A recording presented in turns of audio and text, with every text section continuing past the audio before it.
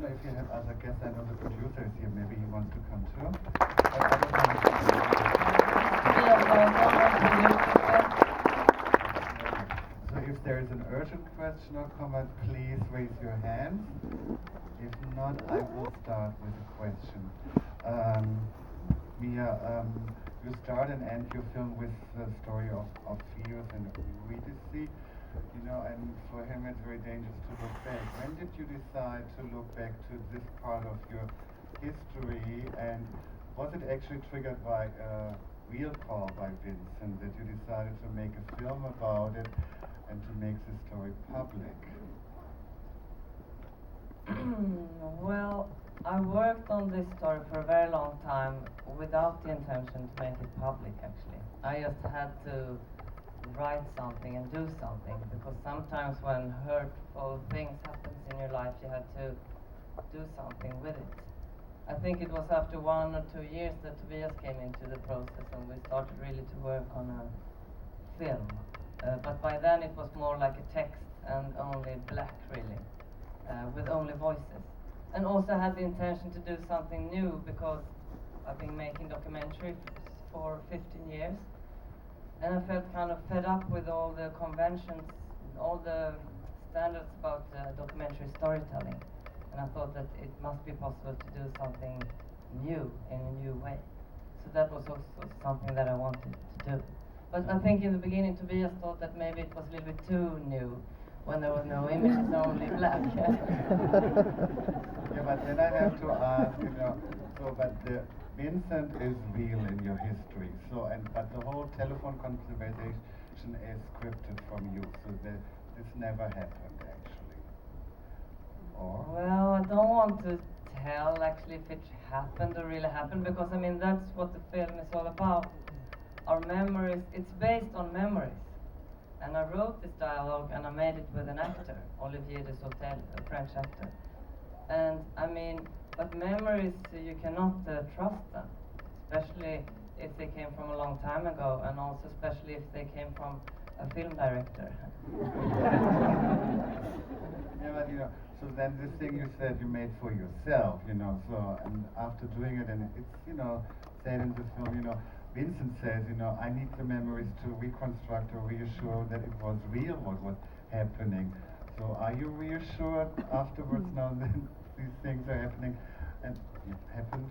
But I think, if two persons do the same thing, then afterwards you can be sure that they have different perspectives when they remember it. And I think when you spend a lot of time in prison, you have a lot of time to think. And I think memories can be for you a way to survive, like this image of walking on the frozen lake. Maybe that was a memory that he created somehow, and maybe for me identity was something else by that time. So how can I tell what's real? For me it's a true film because I made it from my heart, and also I wished to tell something about every person's loss. I think everyone lost someone in their lives, and I wanted to make a story that can be the story of everyone, not only my private story. Yeah, but you have documentary films which are personal, and they tell the story about their family or things what happened or whatever, about child abuse, taboo stories. But in your film you're questioning, for example, the scene when you talk about the memories of your grandmother, and you excuse yourself by the grandmother saying, I'm sorry that I'm now showing your memories to the public, being in a film seen by 300 people, and I also thought, in the beginning you have the image of your son, when your son is very small, and he asked about, you are taking an image of him which will be presented also there, and he cannot decide if he likes it or not. So do you think a filmmaker, you would push boundaries, or is this okay when you do this? No, I think especially for documentary filmmakers you have a very big responsibility, since you have so much power over other people. And I also have a daughter that is much older, and I didn't put her very much in the film because I thought she must, in that case, give her permission. But he's so small, for me in the film he's more like a symbol of a child. It's not like I can abuse him just because he's small, but he's more like the symbol of a child. You don't know anything about him by seeing him in the kitchen.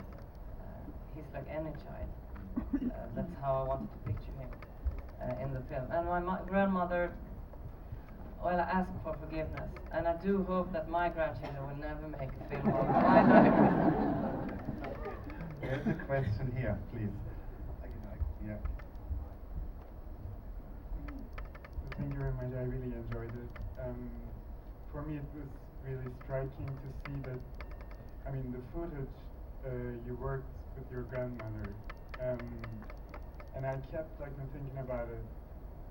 So you were working on this film, I guess when you had this project in your mind, and then you made a film, when your first film at the film school.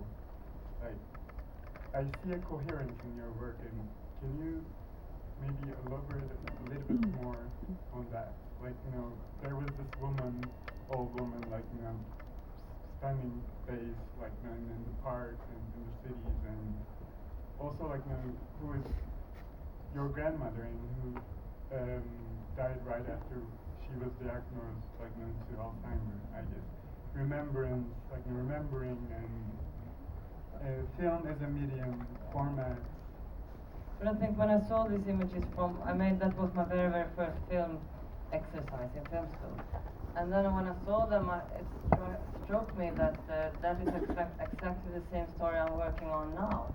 Although they're in a very naive way, the film is very naive in its pictures. But I think after a while, artists and filmmakers, I think when I'm old, I will look back on my films and I will see that they were all the same film. I'm telling the same story over and over again somehow.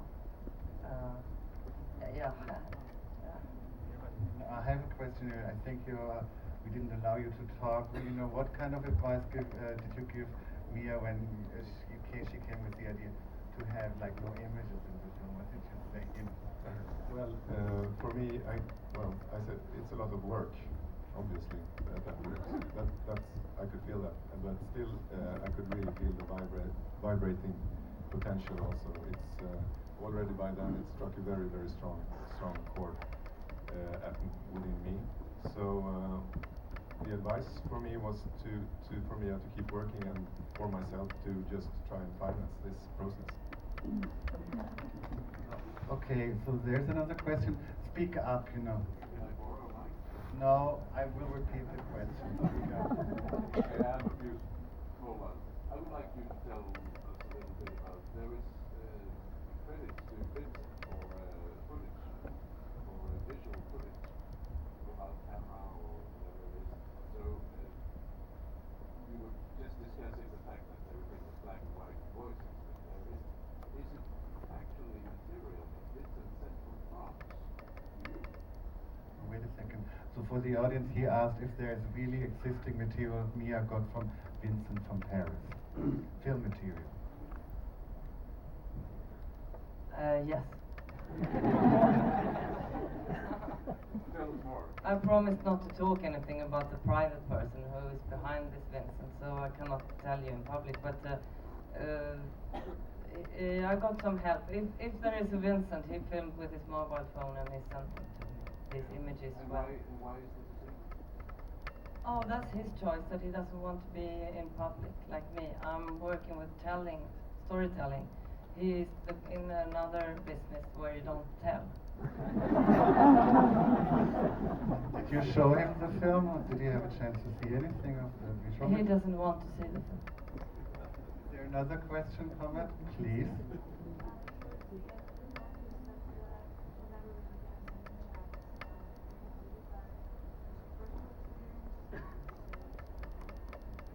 She's asking, in the end of the film, it's said that there's never a second chance in life. Do you think also as a person or filmmaker that this is Well, true? actually, he says that Hades knew that Orpheus would never make it. He says, because you never get a second chance. I said, but maybe he did it anyway. So I think there are many different ways of... I do think there are second chances, but then you have to want it yourself. And for me, that's what the Orpheus myth is all about. You cannot help someone, you cannot pick someone from the darkness and take them up with your love. If he doesn't want to move from there, he will